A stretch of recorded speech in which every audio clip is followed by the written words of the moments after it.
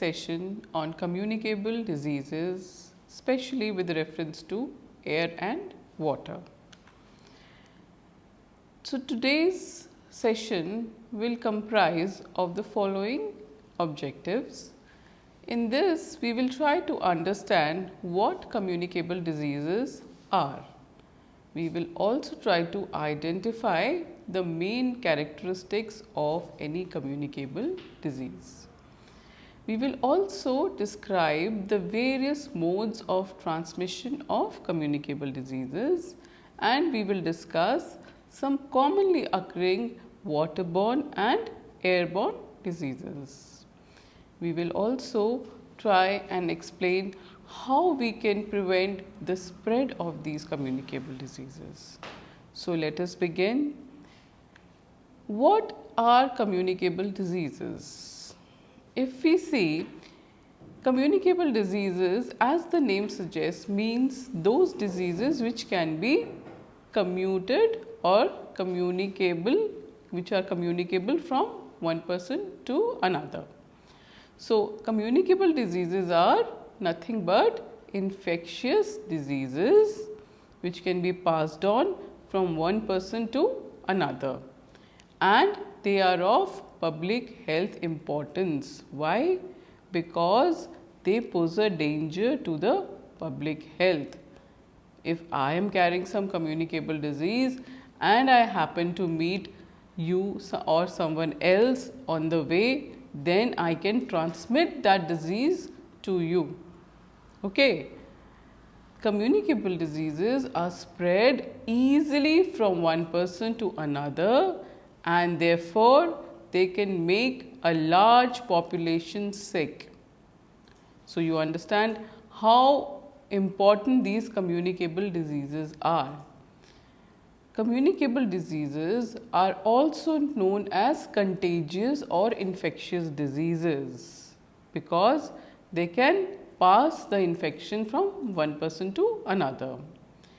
In communicable diseases, a pathogen or a causative organism which causes the infection or a disease in a healthy individual is transmitted easily from one person to another, and this can happen in various kinds of ways which we call pathways. Now, what has led to this increased epidemics, increased pandemics and increased transmission of communicable diseases? It is nothing but overpopulation, urbanization and mobility of people, which has increased exponentially and has led to spreading of these diseases.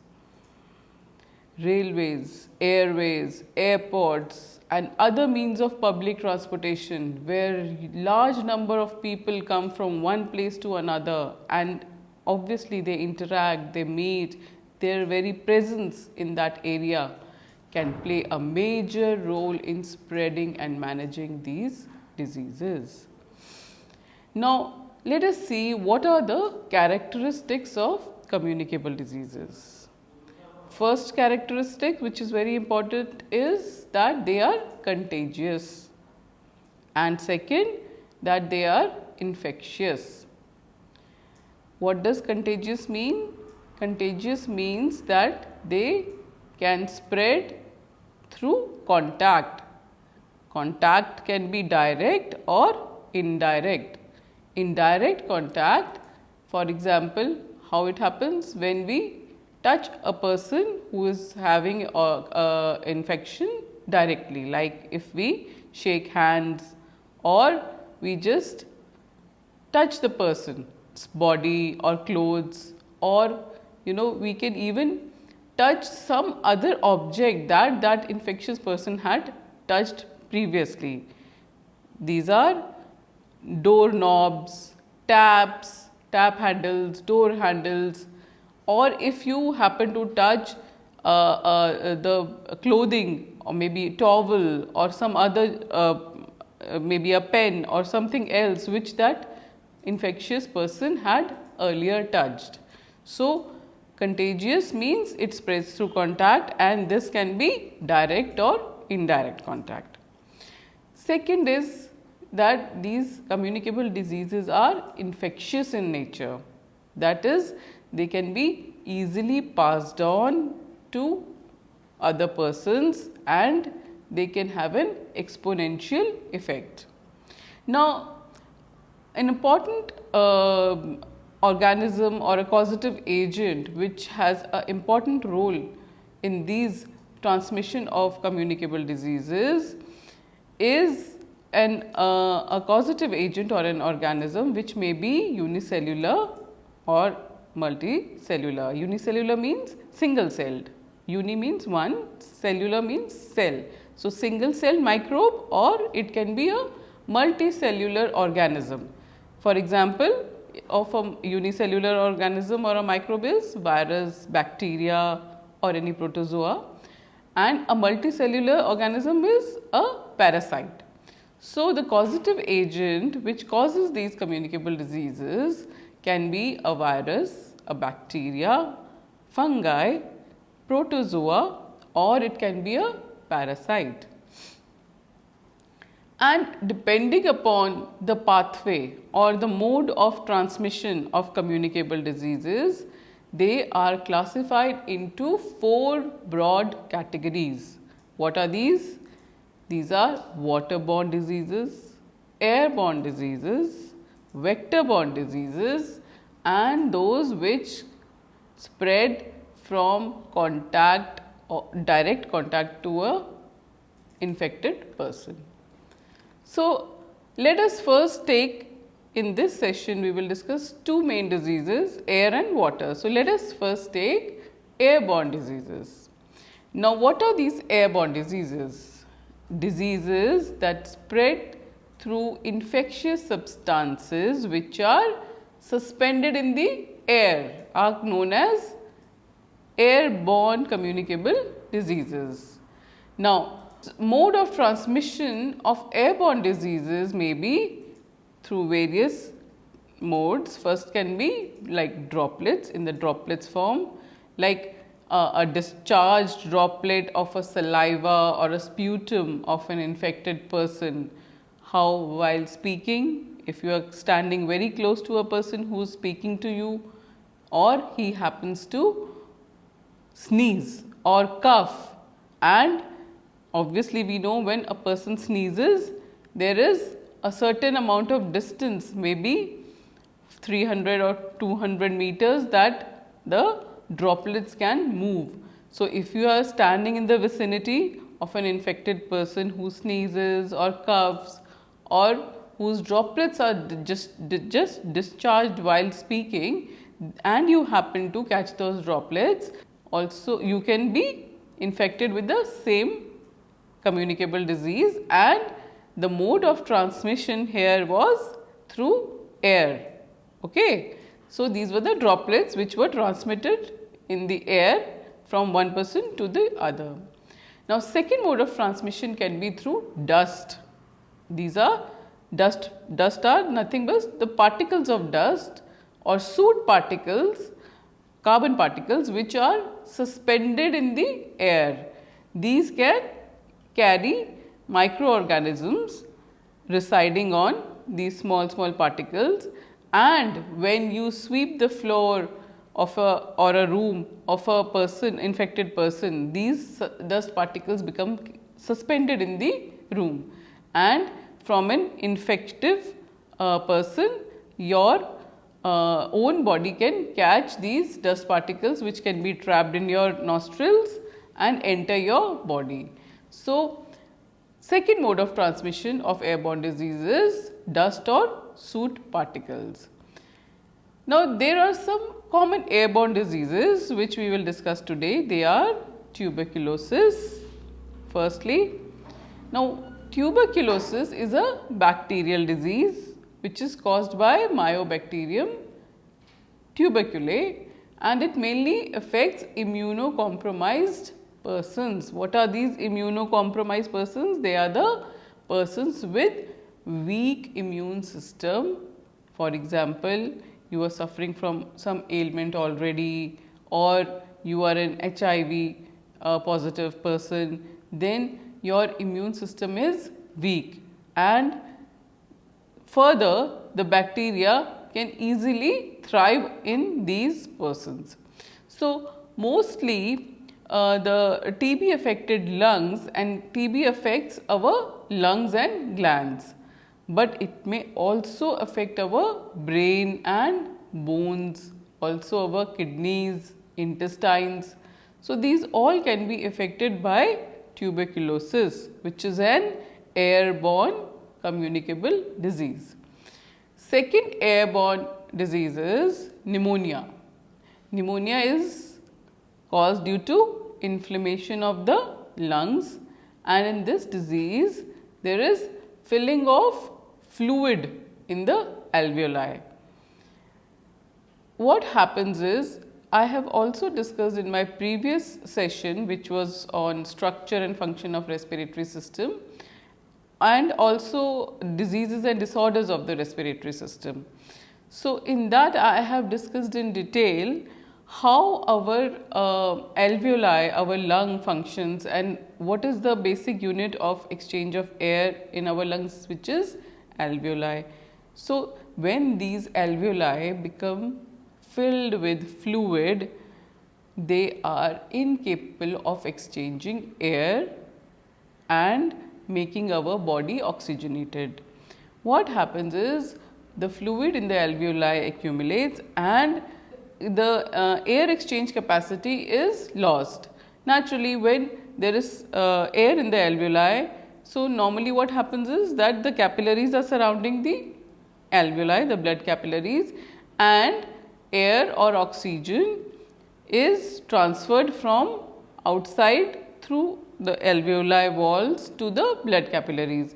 But when these alveoli become filled with fluid, then there is that activity of exchange of air is hampered.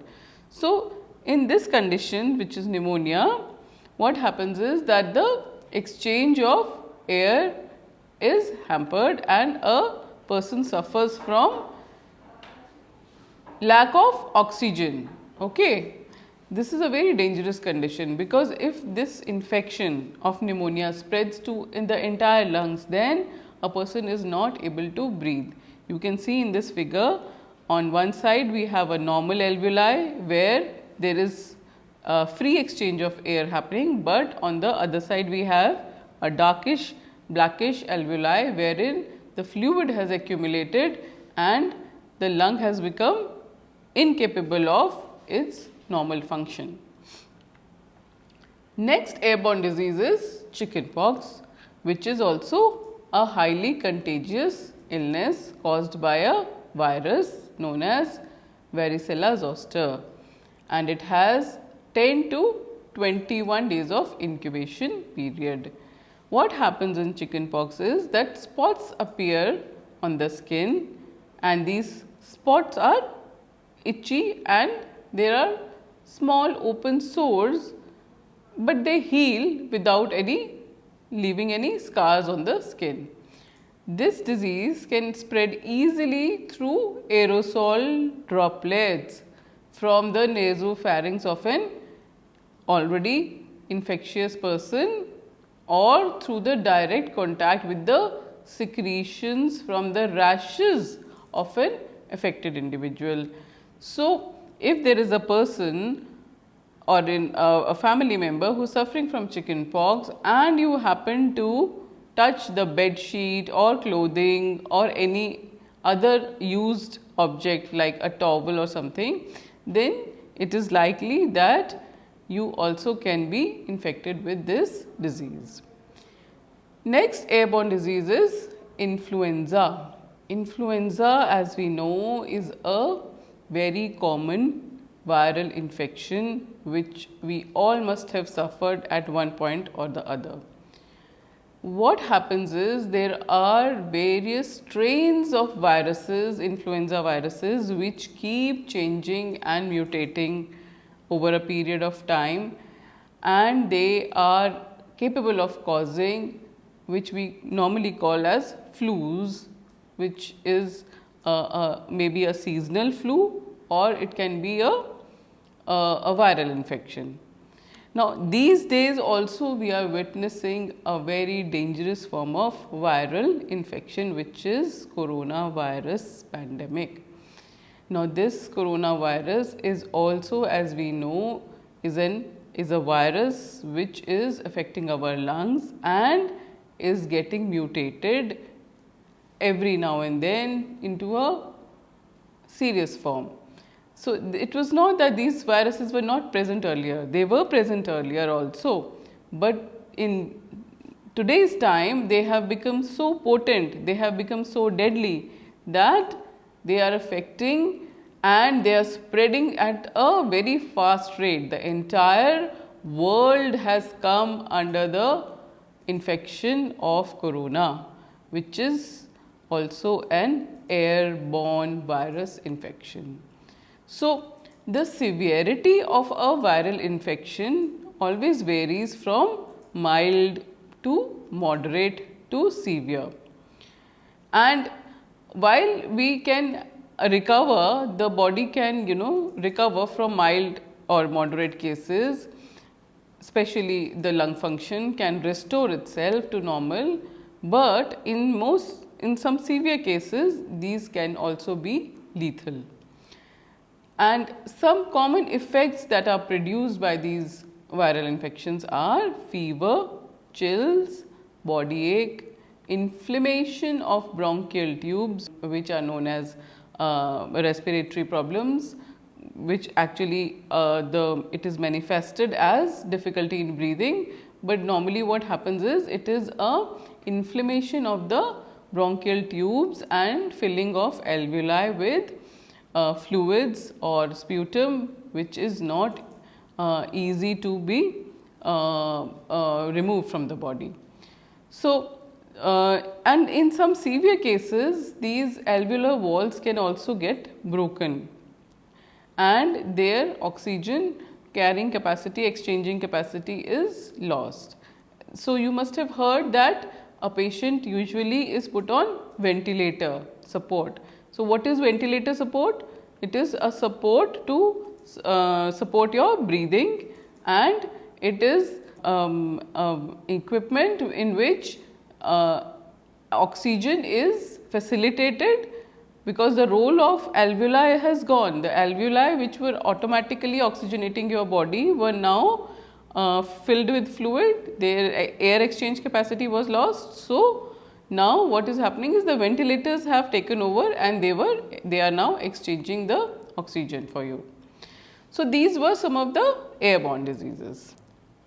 So, now we will take up some waterborne diseases. Now, waterborne diseases occur when a person consumes water which is contaminated with human excreta or other organic impurities or microorganisms from animal or plant sources.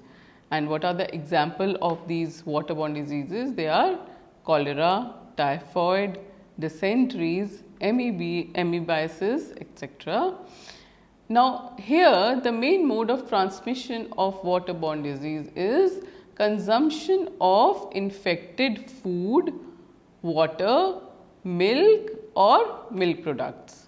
Also, contact with any patient's discharge or excreta like urine, stool or vomit can also result in making a healthy person sick. Now, let us discuss some important waterborne diseases, which are cholera, typhoid, diarrhea and dysenteries. What happens in cholera is it is characterized by vomiting, cramps of legs and excessive thirst, and also in severe cases it can be fatal. It is caused by a bacteria which is known as Vibrio cholerae. Second type of waterborne disease is typhoid, which is caused by a bacteria known as Salmonella typhi, and this is also characterized by high fever, headache and backache. Now, third type of waterborne disease, as I said commonly, is a diarrhea or a dysentery, kind of an amoebiasis also. which is characterized by uncontrolled motions leading to the loss of body fluids, which we call as dehydration. Next important waterborne disease is hepatitis. Hepatitis, it implies to injury of the liver, inflammation of the liver, which is characterized by presence of inflammatory cells in the liver tissue. And hepatitis is initially characterized by having fever, chills, fatigue, vomiting and passage of dark yellow urine. You must have seen even the eyes change the color to slight yellowish. And obviously, the inflammation of liver is too much so as to that the liver function is affected. Now, all these symptoms are collectively known as jaundice. So, you must have heard the term jaundice, which is a liver disease characterized as a waterborne disease. Now, this hepatitis, it impairs the liver function and it usually occurs because of the consumption of any viral infested food. Okay. So, what happens is that the liver, there is an inability of the liver loses its function and it is not able to screen out the harmful substances. So, regulation of blood composition and production of bile, which helps in digestion, is hampered. Now, hepatitis can also be due to toxins, that is other infections or toxins such as alcohol and from autoimmune processes. Now, infectious hepatitis is a disease which is caused by a group of viruses known as hepatitis virus. These hepatitis virus also are responsible for the damage of the liver. Now, hepatitis can be classified as acute or chronic. If it lasts for a longer time, it is chronic. If it is treated in a shorter time, it is acute. And it can be a self-limiting disease, which means it can heal on its own. Now, lastly, we have helminthic infestations. These are nothing but the diseases caused by parasitic helminths such as roundworms, nematodes, tapeworms, which gain entry into the body through oral route, that is consumption of leafy vegetables or cabbage etc., which are infested with eggs or directly with the worms.